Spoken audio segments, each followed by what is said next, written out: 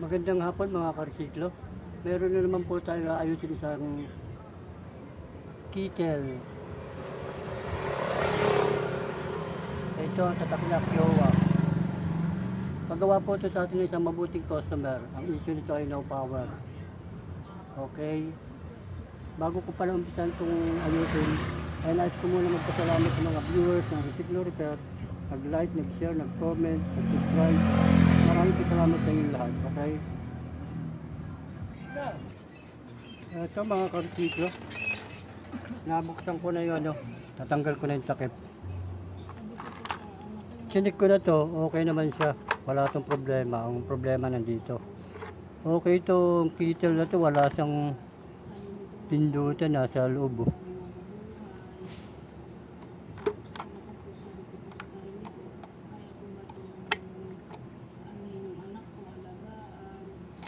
Ganun pala siya.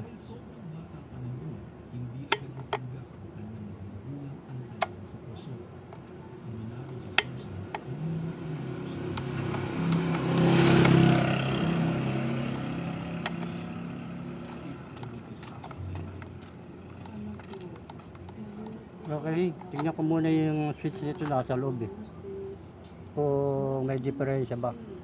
Pakita ko na lang sa inyo pag nahanap ko na yung salarin. Okay.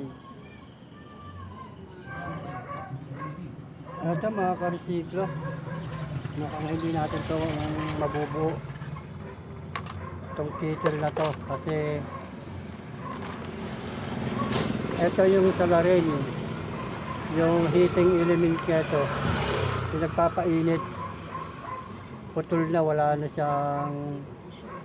nang contact. Tapos itong switch niya sira rin, hindi na rin nagko-contact.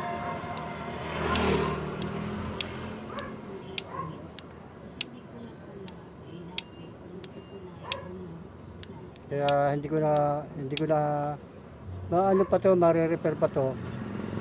Kaya lang wala naman tayo pampalit nito. Kaya hindi ko na siya bubuksan para i-repair. Okay, kasi wala tayong heating element. Kausapin ko muna may-ari kung papalitan parehas. Pero tingin ko wala. Hindi di-dispose lang to. Okay.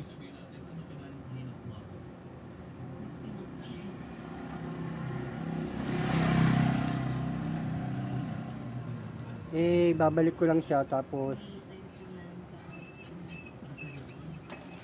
para sabihin natin sa may-ari.